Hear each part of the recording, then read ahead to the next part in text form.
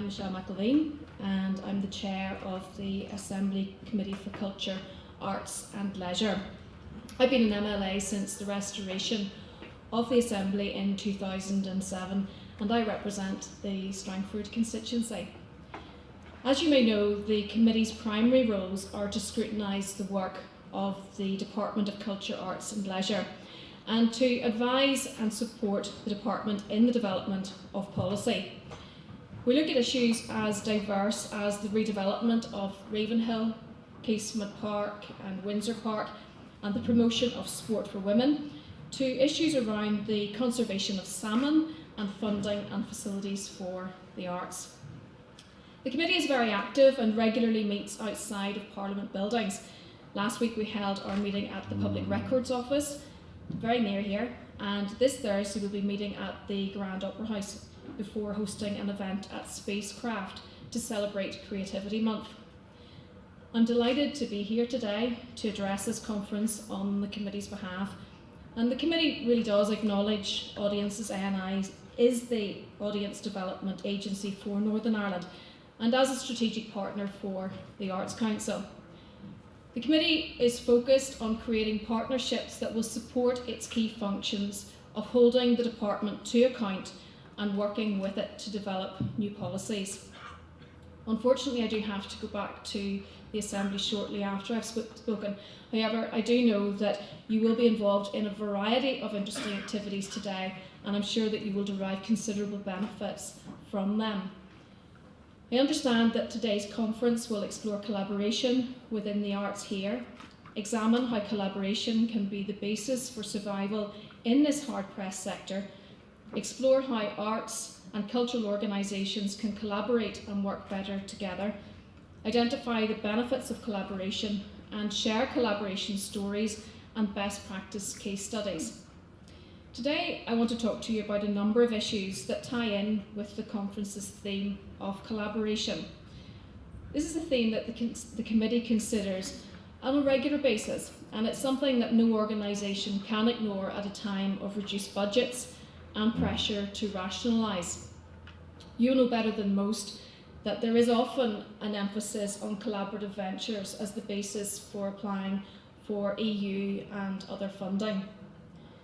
Around this time last year, the committee launched the findings of its inquiry into maximising the potential of the creative industries.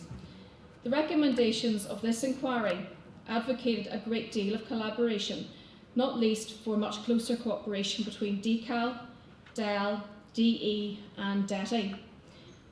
The committee is acutely aware that although DCAL has the lead for creative industries, it is vital that it works in tandem with the other key departments to ensure that government support for creative industries is as holistic and seamless as it can possibly be. The committee also recognised how fragmented the sectors involved in the creative industries are and recommended that DCAL creates a number of facilities to ensure that organisations involved in the creative industries here can benefit from collective hubs being taken forward by DCAL. The creative industry sectors are a prime example of where collaboration could reap huge rewards. Collaboration will also come into sharper focus as we see the outworkings of the review of public administration, with a reduction of 26 councils to 11. The RPA will present huge opportunities, however it may also force a level of rationalisation in the arts and culture sectors. It will present great new possibilities for the arts and culture sectors, but not only with the new larger councils having access to a greater pool of resource, they may also have new powers devolved to them. It will be important for you to engage with these new councils to ensure that their policies towards the arts and culture sectors ensure that they flourish. You will also have much more impact with these new bodies if your approach is collaborative. That means not just collaboration amongst organisations in the sector to ensure that arts and culture is not neglected. It will also mean finding imaginative ways for you to work collaboratively with the new councils themselves. The RPA will provide a fresh start in many respects. And it's important that you consider how best to approach this conference like today.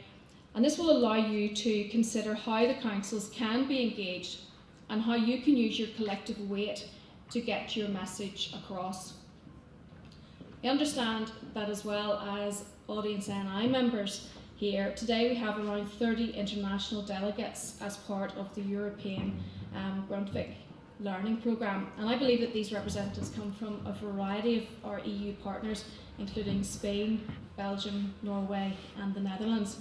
And I'm sure that you will all be aware that Grundtvig aims to facilitate social inclusion and showcase best practice in arts collaboration from across Europe. Increasingly, our collaboration will require us to reach out beyond our own shores, and the committee is keen that local organisations begin to look at that kind of collaboration, as it's vital for accessing key funds such as Horizon 2020 and Creative Europe. I'm delighted to welcome our EU colleagues, and I know that the European dimension they bring to today's proceedings will add depth to the formal and informal discussions that you will have. Also know that a number of you are concerned about zero-based budgeting.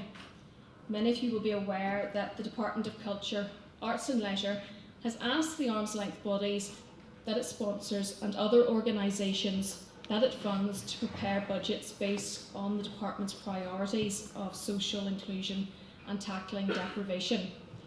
What this exercise means is that the bids that these bodies and organisations are making for budgets must be based on how their spending will promote these priorities. I know that this has created a certain level of fear and uncertainty within the sector, and the committee has raised those concerns with the Minister already. The committee has looked at this issue in a number of different contexts and has had conversations with a number of DCAL's arm's length bodies about their fears around this issue. We've also been approached by a number of other organisations which consider this as a particularly worrying development. It's been our experience that most organisations in the arts and culture sectors are already doing a lot of work that promotes inclusion and combating deprivation. This work may not have had these issues as its primary focus. However, the reality is that it promotes these departmental priorities of inclusion and combating deprivation. What you need to consider is whether collaboration with another body or organisation will put you in a better position to meet these social inclusion and combating deprivation priorities. And I know that many of you are worried that collaboration or partnership will lead to a loss of identity or autonomy. The reality is that with shrinking budgets, working on your own may be a luxury that will cost you your funding in the future. These departmental priorities must be at the forefront of your mind if you're seeking to access funding from the department or its arm's length bodies. The committee has also had to consider these priorities when developing its own strategic plans. One of the committee's work streams is to investigate the possibilities around the development of an indoor velodrome for Northern Ireland. We visited velodromes in Glasgow, Dublin, Newport and London. And our proposal to the Minister regarding how we see this development proceeding is based on meeting her department's social inclusion and combating deprivation priorities, as well as securing a much needed facility for our rapidly expanding cycling fraternity. The committee's velodrome plans also reflect the need for collaboration, and we believe that the best option for a velodrome is based on a venue that also accommodates other sports and is co-located with other sporting bodies and centres of excellence. I'd like to talk to you briefly about the CAL Committee's recently launched inquiry into inclusion in the arts of working class communities. I understand that there has been considerable discussion about the inquiry in the sector, and what I want to do today is provide absolute clarity about the purpose of the inquiry. The committee hears a great deal about community-based projects that operate in deprived areas and disadvantaged groups. Different members of the committee, including myself, had highlighted various projects which used an arts focus to do various types of work. And a number of these projects aim to connect people with the arts who would not otherwise engage with them. The purpose of these projects was varied and included using the arts as therapy, as a way to discover more about people's own communities, and as a way to build people's confidence and community capacity. The committee agreed that it would be useful to capture the benefit of these projects and to provide a platform for them. The projects are being carried out by community groups and other organisations and by art bodies and venues. And using the inquiry, the committee wants to profile them and to celebrate them. The terms of reference for the inquiry can be found on the CAL Committee's pages on the Assembly website. However, in essence, the primary aim of the inquiry is to look at the accessibility of the arts in Northern Ireland to working class communities, and to consider the key challenges and barriers to the involvement of those communities in the arts. The committee will also look at the outreach activity of our arts venues and bodies and consider how this activity makes a meaningful contribution to social inclusion within working class communities. The committee also hopes the inquiry will highlight the degree to which these activities and projects can help tackle particular social issues. As I said, the committee wants to identify examples of good practice in accessibility and outreach work and celebrate it. As with any committee inquiry, members will make recommendations. And in the case of this inquiry, these will seek to advocate for improvements in policies, delivery mechanisms and collaboration among key stakeholders to maximise the potential of our arts venues and bodies to address social inclusion issues in both urban and rural working class communities and across communities in Northern Ireland. As you can see, collaboration is a key theme of the inquiry, and the committee believes that it is through collaboration between bodies, venues, community groups and passionate individuals that we will create a wraparound arts and culture sector in Northern Ireland that involves and engages all our people. The reason that the committee has particularly focused on working class communities is that studies have tended to show that traditionally these communities have been more likely to be disengaged from the arts or experience barriers, perceived or otherwise, to their involvement. We have used the phrase working class as it is easily understood and reflects plain language. Obviously, researchers and social scientists like to use scales and measures of deprivation and disadvantage. The committee is cognisant of these and will reflect that understanding in the inquiry report. However, members wanted to make an unambiguous statement of the communities which it was interested in looking at for this inquiry. There's still time to make a written submission to the inquiry. The details, as I've said, are on the CAL Committee's pages of the Assembly's website, and the clerk of the committee has accompanied me today and can be contacted directly to talk about the inquiry.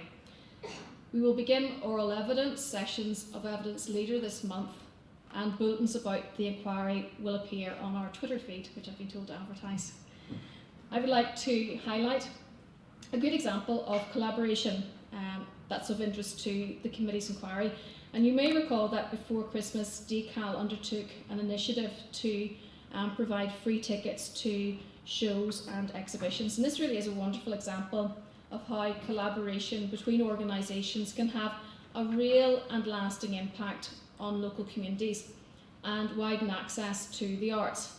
And it's to be hoped that this initiative can be widened out and developed. And it's exactly the sort of project that the committee wants to highlight with its inquiry. Another initiative that I would like to highlight, which involves people in the arts who have had little experience of it previously, is the Audiences NI's Test Drive the Arts project. And this brilliant initiative, 20,000th test driver, and it provides a great opportunity to draw people into the arts and to experience excellence. The committee supports people have the highest quality of experience of the arts and culture sector. Too often arts and culture projects where the purpose is to improve social inclusion can be patronising and be dumbed down.